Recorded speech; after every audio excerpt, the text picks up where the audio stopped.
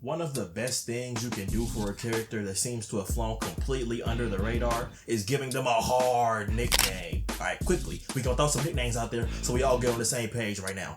God of Shinobi, Hashirama, Batosai the Manslayer, the head of the table, the tribal chief, the reigning, defending, undisputed WWE heavyweight champion of the world, Roman Reigns. Now I'm going to speak mostly about anime, but I would be crazy not to mention WWE because wrestlers have mastered the art of nicknames. If I told you Steve Austin is having a match tonight, you could probably figure out where I'm going, but if I say Stone Cold Steve Austin's having a match tonight, you know instantly, oh yeah, the Texas Rattlesnakes boxing. Let's get into it.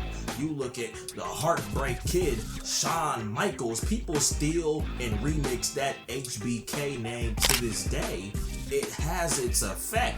I'll give you the biggest example we could possibly get out of this, because since it seems only 17 people went to see Black Adam in theaters, someone might ask you, is that the movie starring Dwayne Johnson?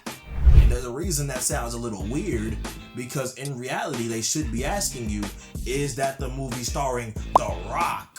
Alright, the nickname in this case has become integral to the presentation.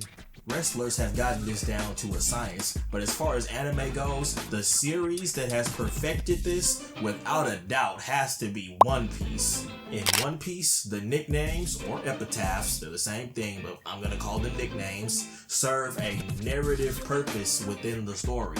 Let's look at two names in One Piece that in a vacuum don't seem that interesting. You have red-haired Shanks and Straw Hat Luffy. Now these names are easy enough to say, it sounds good to say them, but they aren't as extravagant as a name like Yu-Gi-Oh!, the king of games.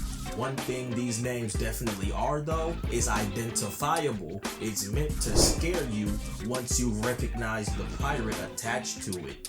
If a pirate comes to your land and you see that red hair, it could be anyone, sure, but if it's red-haired Shanks, that name rings bells. It's time to be scared, you gotta go. Red-haired Shanks is a dangerous man. We saw it in the Return to Sabaody arc. Dude put on a straw hat and pretended to be Straw Hat Luffy.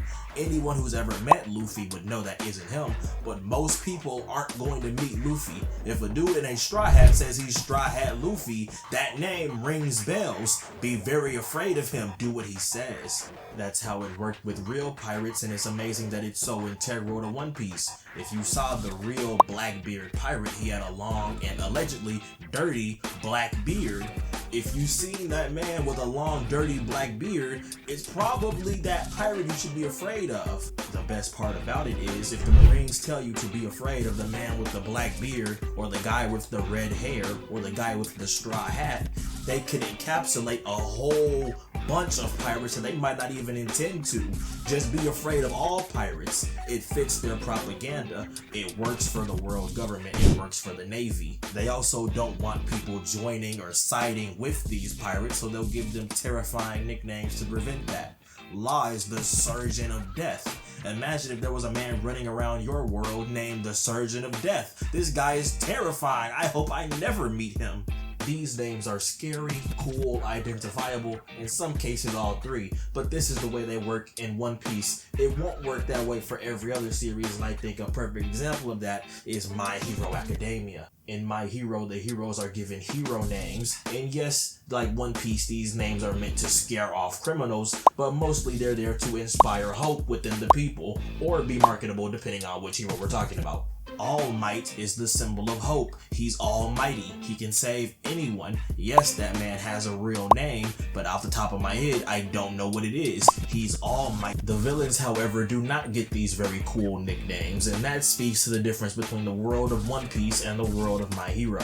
In the One Piece world, the pirates are meant to have notoriety. They have to be infamous, otherwise you can't fear them. That is not the case in the My Hero world. They don't want you to know that Shigaraki is out there, so they're not going to give him a huge name and spread it around the world. If Dabi was in One Piece, they'd call him Patchface Dabi or Burning Man Dabi, or this one's a long stretch, but what about Blueface, baby?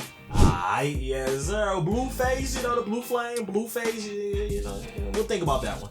This just won't fly in My Hero. They don't want you to know about Dabi. They want to keep his exploits as hush-hush as possible. We're not going to spread it around. We're going to sweep Dabi under the rug and out of the mind of the people. As with everything though, there is going to be an exception to the rule, because this series also gives you one of the hardest names out there in Hero Killer Stain. This is another way to utilize nicknames, because in this case it speaks to his legacy. Stain will be remembered as someone who offed a bunch of heroes. It doesn't matter what he does after. It doesn't matter what he did before.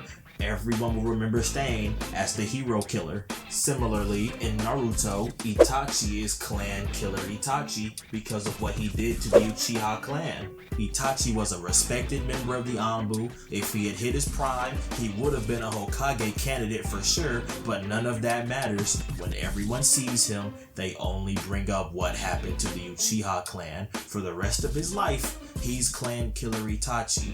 That's his name. In Game of Thrones, Jaime Lannister is the Kingslayer. It doesn't matter why he did it. He betrayed the king he swore to protect. So now, anyone who sees him, and even people who didn't even like the king, will call him Kingslayer.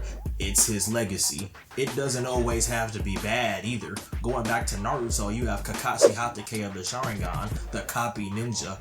Villains will run down that man's list of accolades every time before they're about to fight him to the death. At the start of Shippuden, Kakashi is hands down the most famous ninja alive for that reason, the legacy he's left behind. This same thing can be said for the demon of the mist, Zabuza, the king of games, Yugimoto. At one point, Pirate Hunter Zoro was just going to be a pirate hunter. Before he became a pirate, that was all he was known for, hunting down them no good pirates. As always, there's 1,000 other names that I haven't mentioned, and maybe even 1,000 other ways to utilize them that I haven't even thought about. Y'all go ahead and let me know the hardest nickname in any fiction. The one you hear it and you just go, Now you know that's hard right there. Make you do the stank face. I want to know who got the best nicknames. At the time I'm recording this, I am at 343 subscribers, and it's crazy to think about. Hey, shout out to y'all, man. If you're listening to this right now, thank you for watching. Thank you for liking and subscribing and sticking around, rocking with your boy. It really does mean a lot, man, and it's amazing to see. Shout out to y'all. Yeah. I'm gonna catch up with y'all young boys, alright? Thank you for real though.